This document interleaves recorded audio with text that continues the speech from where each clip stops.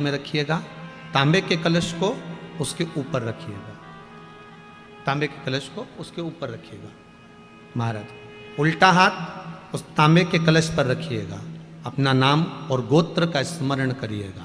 राम कृष्ण नहीं कह दिया, मेरे राघव जी और मेरे कन्हैया बोले ये मृत्यु लोक के देवता हैं। अगर मृत्यु लोक का देव मृत्यु लोक में रहता है और मृत्यु लोक का मनुष्य एक बार दिल से पुकार ले, शंकर वहीं खड़ा हो जाता है। ये संभव है, ये मेरा शिव है।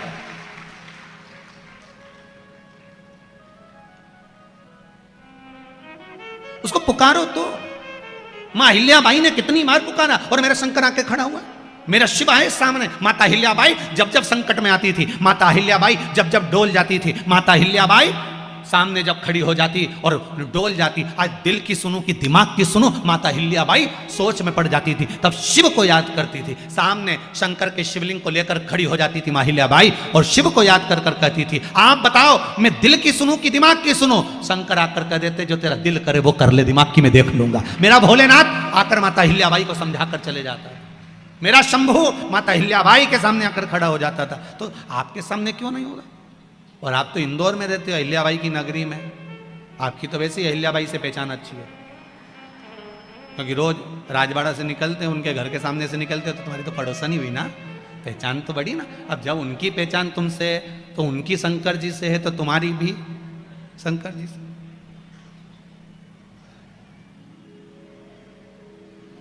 पहचान वाली बात होती है ना, जैसे तुमने कहा क्यों साहब तुम पहचानते हो सीवर वाला महाराज के? हाँ, हमारे यहाँ तुम आना जाना, हमें मिला दोगे क्या? हो तो उसी तरह तुम एक आध बार अहिल्याबाई से जाके निवेदन तो करो, माँ ये राजमाता नहीं है, हम तो कहेंगे माता अहिल्याबाई होलकर एक संत है, उस संत से जाकर प्रार्थना करो कि हमें शिव से मिला दो।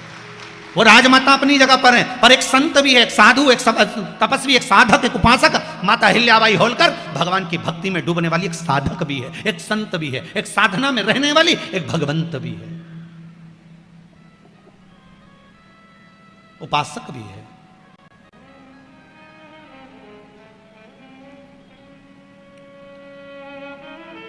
अब कहो तो उससे, चाहे चारों ओर अंधेरा हो, चाहे मौत ने मुझको घेरा। शंकर को हम कभी नहीं, आपने कभी शिव पुराण के माध्यम से कभी सुना कि हमने आपसे कहा कि आप शिव जी के मंदिर में जाकर इतने रुपए खर्च करना या इतना रुपया देना या इतना आप लगाना? कभी कहा यहां से व्यासपीठ से कभी नहीं बोले कि आप इतना खर्चा करो या आप इतना लगाओ। व्यासपीठ से इतना जरूर बोले हैं कि एक लोटा पानी, या कभी बोला होगा तो फूल या शमी पत्र या बेल पत्र, और बोला होगा तो तुम्हारे घर में जो सामान होगा वही बताया होगा, शहद है, घी है, या शमी पत्र है, या पीपल का पत्ता है, या आदि काली तिल, काली मिर्च आदि जो भी होगा वही आपके घर में जो है वो शिव को दो।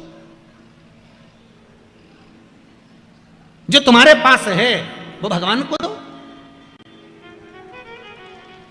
भगवान उसको स्वीकार करेगा। तुम्हारा अपना जो तुम्हारे पास में है वो आप भगवान को दो, भगवान से स्वीकार करें। अब शिव को प्रदान करो तो दिल से दो, जो भी दे रहे हो ना दिल से प्रदान करो। आज एक बात और बहुत ध्यान से सुनिएगा महाराज जी, कभी आपको लगे ऐसा कि व्यापार बहुत अच्छा चल रहा था और एकदम बंद सा हो गया, फैक्ट्री चल रही थी एकदम बंद सी हो गई, मेरा व्यापार ही नहीं बढ़ रहा, तो प्रयास करना तांबे के कलश में जल लीजिएगा, बेलपत्री नीचे हाथ में रखिएगा, तांबे के कलश को उसके ऊपर रखिएगा, तांबे के कलश को उसके ऊपर रखिएगा। महाराज उल्टा हाथ उस तांबे के कलश पर रखिएगा, अपना नाम और गोत्र का स्मरण करिएगा। ऐसा कैसा ही पात्र लेकर जाइए, अंगूठे से और उंगलियों से पात्र को पकड़कर बेलपत्री हाथ में ही रखे रहने देना। अपनी जिस कामना से जो भी व्यापार है आपका, जो फैक्ट्री है, जो व्यवसाय है नहीं चल रहा, या इंटरव्यू के लिए जा रहे हो नहीं हो रहा, तो जल का पात्र पकड़कर हाथ का स्पर्श कर कर जल श्री तुम्ब रूपेश्वर महादेव, कौन से महादेव? तुम्ब रूपेश्वर महादेव के नाम से शिव को चढ़ा दीजिए। बाद में पात्र को नीचे रखकर बेलपत्री शंकर जी पे जब चढ़ाएं तो इस डंडी के भाग को अशुक सुंदरी का स्थान होना चाहिए। चढ़ाते समय डंडी का भाग अशुक सुंदरी की ओर रख दें महाराज। झोली पसार कर प्रणाम करें, बाबा से निवेदन कर कर आए।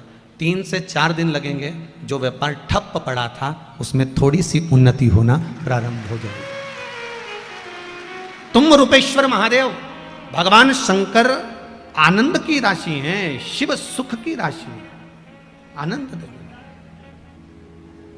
शंभो शरणे मांगू दुख दया कारी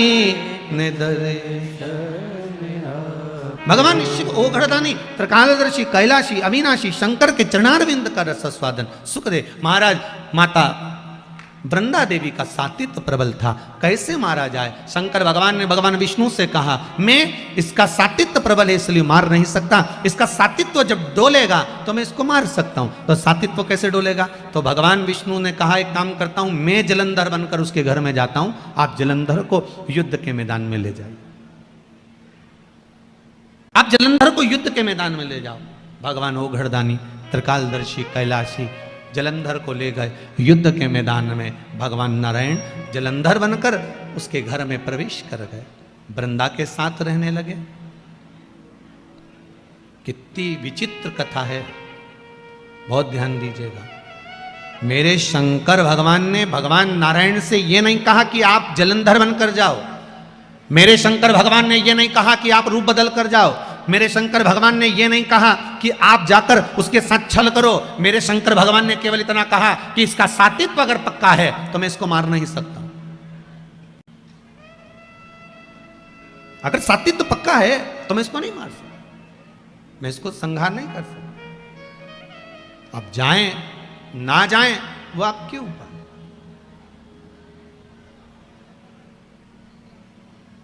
कहना शिव का काम है, करना आपका काम। आप अगर शंकर की भक्ति को धारण कर रहे हैं, शिव तत्व को धारण कर रहे हैं।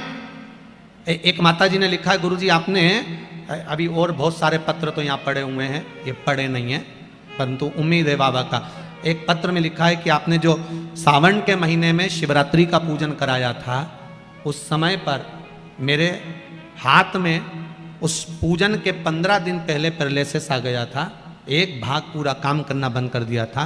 फिर भी मेरे बेटे और बहू ने वो सावन के महीने की शिवरात्रि पर रात को जो अभिषेक करा, काली मिर्च उसमें समर्पित करी, उसी में से एक काली मिर्च उठाकर मैंने वो काली मिर्च खाई और बाबा की कृपा से 15 दिन के अंदर मेरा हाथ काम करना चालू कर दिया। ये विश्वास आपका था,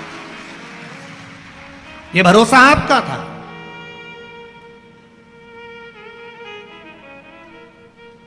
कई लोगों ने वो काली मिर्ची का विरोध भी करा क्योंकि मिर्ची जरा ज्यादा लग गई थी। अब जो नहीं पढ़ता है उसको तो मालूम ही नहीं कि काली मिर्ची का वर्णन लिखा हुआ है। पहले भी हमने सियोर व्यासपीठ से कहा कि इस अध्याय में, इस श्लोक में, इस जगह पर लिखा हुआ है कि शंकर को काली मिर्ची चढ़ती है। बोला था कि नहीं बोला था? बोला था ना। अब उसके बाद भी अगर लोग उस चीज का, क्योंकि व्यक्ति है, मानव है, ये मानव शरीर है, इससे और हम कहते हैं कि प्रयास करेंगे हम अपनी जिंदगी में, और आज तक भी प्रयास करते रहे हैं। आपका विश्वास कभी नहीं तोड़ेंगे, इतना भरोसा रखना। इस व्यासपीठ से वही बोलेंगे जो इस शिव महापुराण में लिखा होगा। जो उपाय बताएंगे वो पुराण के अंतर्गत के बताएंगे, एक भी उपाय ऐसा नहीं बताएंगे जो जीवन में दुख दे। और आप लोगों ने उपाय करे होंगे, सबको लाभ मिला होगा। बोलो मिला कि नहीं मिला? इंदौर जैसे शहर के लोग भी अगर उपाय कर रहे हैं तो उसका लाभ जो लिखा है उसको बताओ। मां अपने बेटे को भी कहती है कि बेटा जा रहा है, सुनो, तोरण पर जाओगे, घोड़ी पर चढ़कर जाओगे, तोरण लगाओगे, अंदर जाओगे, तुम्हारी सासू मां तुमको कुछ खाने को देगी तो एकदम मुख आगे मत करना, वो हाथ खींच लेगी। बोलो समझा के भेजती कि नहीं भेजती? मां भी समझा के भेजती है। मेरे वेद व्यास जी महाराज ने अगर ये 24,000 श्लोक की शिव महापुराण की रचना करी है तो जनमानस को समझाने के लिए करी है कि अगर जीवन में दुख है तो शंकर को यह वस्तु समर्पित कर देना, शिव तेरा कार्य कर देगा, शंकर तेरे को संभाल लेगा।